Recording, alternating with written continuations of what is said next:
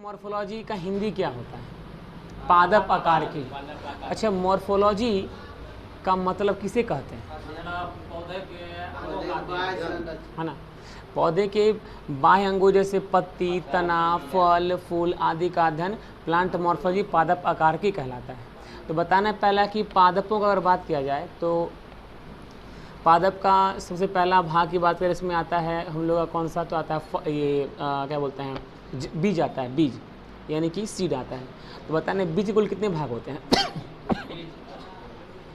बीज किसे कहते हैं और बीज कितने भाग होते हैं? कौन कौन सा? ठीक है, एक का नाम है रेडिकल, एक का नाम क्या, प्लूम्यूल नाम होता है। तो पहला बात करते हैं कि रेडिकल जो हम लोग का जो बीज का जो रेडिकल भाग होता है, रेडिकल होता है क्या, प्लूम्यूल होता है। तो बताना किस भाग से पौधों का विकास होता है, जड़ के बीज के किस भाग से पौधों का विकास होता है?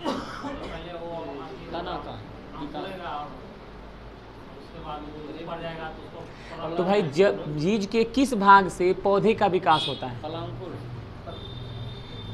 प्लूम्यूल से।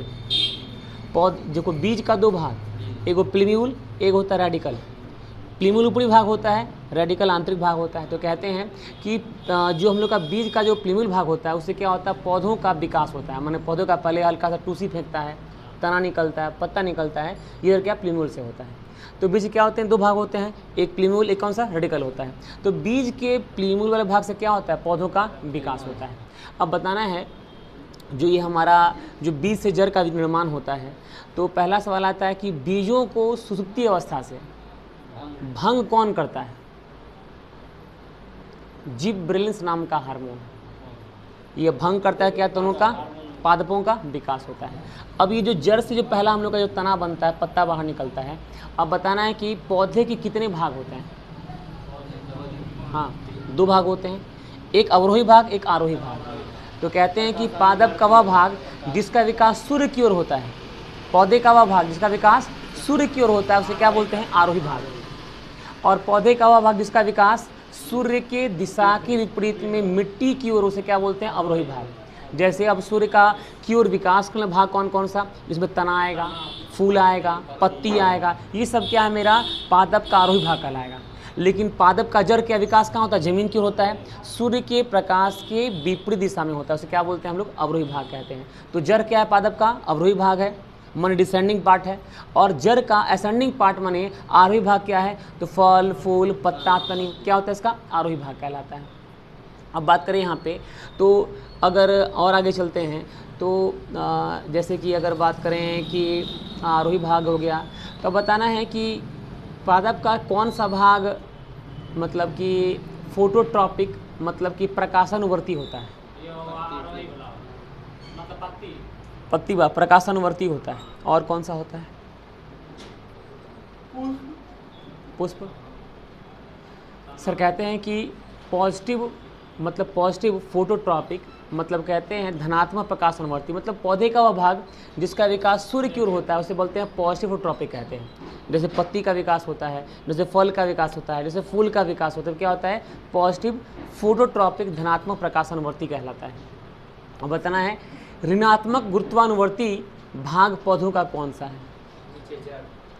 ऋणात्मक, धनात्मक हो जाएगा, माने जिसका विकास कहाँ हो रहा है, गुरुत्वाकर्षण बल की ओर हो रहा है, पृथ्वी की ओर से क्या बोलेंगे, धनात्मक गुरुत्वानुवर्ती। ऋणात्मक मतलब क्या, पृथ्वी की दिशा के विपरीत में, जैसे क्या जड़, तना, फूल, पत्ती का विकास कहाँ होता है, पृथ्वी की दिशा के विपरीत में, उसे बोलते हैं नेगेटिव जियोट्रॉपिक ऋणात्मक गुरुत्वानुवर्ती कहते हैं। अब बताना है कि पादपों में जो गांठ होता है, गांठ जैसे ईख में गांठ देखे हैं ना, तो गांठ जो होता है उसे नोड, तो ये किस भाग में होता है, तना वाले भाग में होता है, उसे क्या बोलते हैं, नोड्स कहते हैं, उसे क्या बोलते हैं, तो नोड्स कहते हैं। अब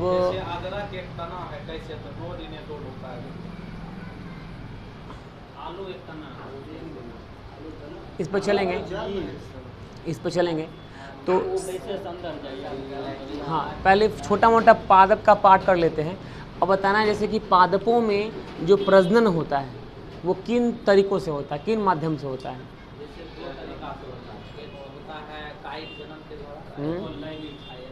लैंगिक जनन के द्वारा।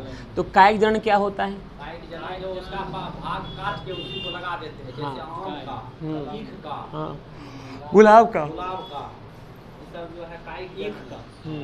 मतलब किसी पौधे के तना को काट कर कहीं और लगाने से नए पौधों का विकास, आलू का नए पौधों का विकास क्या बोलते हैं? कायिक प्रजनन कहते हैं। एक होता है अलैंगिक प्रजनन, एक होता है लैंगिक प्रजनन। तो लैंगिक प्रजनन में क्या होता है बताइए? हाँ, अलैंगिक में क्या होता है? बिना निषेचन का होता है। तो पहले यहाँ पर सवाल आता है, बात करने हम लोग पहले पत्ता का बात करते हैं, यानी कि लीफ का बात करते हैं। तो बताइए कि पत्तों का जो लीफ होता है, पत्तियाँ जो होती हैं, तो पादपों का पत्ती को क्या कहा जाता है? पादपों का किचन कहते हैं, रसोई घर कहते हैं। अब बताना है कि प्रकाश संश्लेषण क्रिया पौधे किस भाग में होता है? क्लोरोप्लास्ट में होता है। अब बताना क्लोरोफिल जो होता है ये काम क्या करता है पौधों में? इनका काम है कि सूर्य के प्रकाश को ग्रहण करना।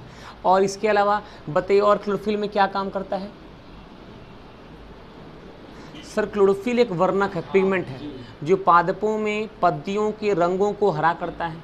और क्लोरोफिल 4 प्रकार का होता है, chlorophyll A, chlorophyll B, chlorophyll C, chlorophyll D, 4 प्रकार क्लोरोफिल होता है। जैसे कुछ पत्तियों का रंग शुरुआत में लाल होता है, फिर वो हरा बन जाता है, कुछ पत्तियां हरा से पीला बन जाती हैं। ये क्लोरोफिल के वर्णक का जो प्रकार होता है उस पर डिपेंड करता है। तो यहाँ बात करें हम लोग क्लोरोफिल का, तो क्लोरोफिल में ऐसा, क्लोरोफिल के केंद्रक में कौन सा खनिज पदार्थ पाया जाता है? मैग्नीशियम। मैग्नीशियम जो होता है ये पत्तियों के क्लोरोफिल के केंद्रक में पाया जाने वाला खनिज होता है। इसका काम क्या होता है? सभी देखते होंगे भयंकर गर्मी चल रहा है, हम लोग पादपों को अपने खेतों में, अपने बागवानी में, अपने छत के ऊपर डाल देते हैं, तो पौधा सूख करके पानी न देने पर झूल जाता है। तो सोचिए अगर हम लोग धूप में बैठ जाएं पौधे के साथ, बीमार पड़ जाएंगे। लेकिन पौधा डेली रहता है छत पे और डेली पानी देते हैं, तो खराब हो जाता है, और जैसे ही धूप कड़ाके का मिलता है मुरझा जाता है। आखिर ऐसा होता कैसे है? बताइए सर, कैसे होता है? पानी का प्रभाव नहीं पड़ता है?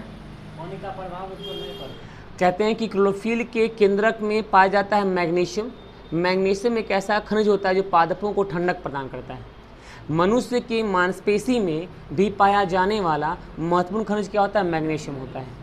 और करता है क्या सर? ये जीवों में ठंडक प्रदान करता है। तो जब पत्तियों को भयंकर सूर्य का प्रकाश प्राप्त होता है तो क्या करते हैं सर? इसी क्लोरोफिल में पाया जाने वाला केंद्रक में जो मैग्नीशियम होता है ये पादपों को ठंडक बना के रखता है, जिससे पादप गर्मी में भी खुद को झेल पाते हैं।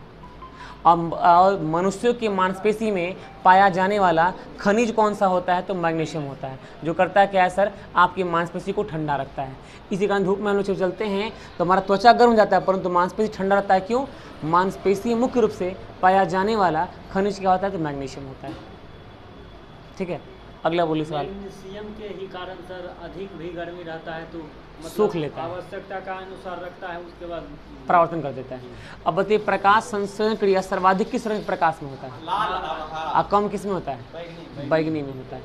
और बताना है कि क्लोरोफिल का खोज कौन किया था? सिम्पसन ने। कौन किया? सिम्पसन ने किया था। सिम्पसन से खोज किया था। जरा सर को तो मम्मी तनी एक मिनट देख लें। अब बताइए सर इसमें कि क्लोरोफिल वाला हो गया इतना पार्ट, तो कल वाले पार्ट में हम बढ़ा देते हैं। कल सब लोग करके आएंगे सर क्या? तो देखिए पहला पत्ती करके आइएगा, फूल करके आइएगा। पत्ती प्लांट मॉर्फोलॉजी में कल पत्ती या फूल, पत्ती फूल कल करके आना है। इनके फिलिप दुनिया के शासक थे, कब बने? इनका क्या बात, क्या कर दिया गया? अथी माने क्या होता है? हत्या कर दिया गया। अब बताइए सिकंदर के शिष्य गुरु का नाम क्या था? अरस्तु। और इसके और पोरस के बीच जो है लड़ाई हुआ था, जिसको झेलम या विदास्ता नदी के तट पर हुआ था, जिसमें वो हार गया था पोरस, लेकिन बाद में इसको सब चीज रिटर्न कर दी, उससे समझौता करके मित्र बन गए। और उसके बाद मित्र बनने के बाद अपनी शादी कर दिया अपनी बेटी से, हेलेना या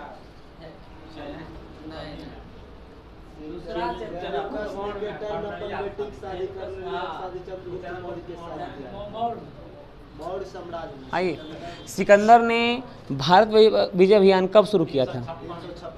356 ईसा पूर्व। सिकंदर के सेनापति का नाम क्या था? सेलुकस की सेना ने किस नदी को पार करने से मना कर दिया? नदी को पार करके या ब्यास नदी को, या कुछ इतिहासकार का कहना है कि धनानंद की सेना को देखकर उधर से नहीं पार किया। उसकी सैनिक सही बात बोले सर, यही वही होगा सर। सिकंदर का धनानंद साथ दे रहा। अरे नहीं नहीं नहीं नहीं, धनानंद अपने आप का समझता नहीं था। धनानंद को हम लोग नेगेटिव रोल इसलिए मान लेते हैं क्योंकि वो बहिष्कार किया था चाणक्य का, अन्यथा उसका तुम देखो सिकंदर से ज़्यादा ताकतवर था वो। हमको लगता है वही वाले इतिहासकार लोग जो है अपना भारतीय चूँकि राजाओं का अपमान ज़्यादा होता है, सीधी बात है।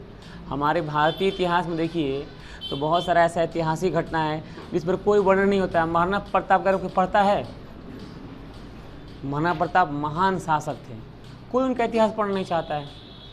शिवाजी, उनका खाली संक्षेप में पढ़ते हैं। उनका अगर जीवन पढ़ा जाए तो बहुत कुछ पढ़ने को मिलेगा जीवन में, है ना। लेकिन हम लोग पढ़ते कहाँ हैं? हम लोग खाली एग्ज़ाम की वजह से खाली पढ़ते हैं और कुछ पढ़ना नहीं चाहते हैं। और इतिहास की बात करें तो इतिहास केवल जो होता है वह केवल हम लोग पढ़ते हैं एग्ज़ाम निकालने के लिए, लेकिन हम लोग को महापुरुषों का जीवन पढ़ना चाहिए, ठीक है। जैसे महाराणा प्रताप, शिवाजी।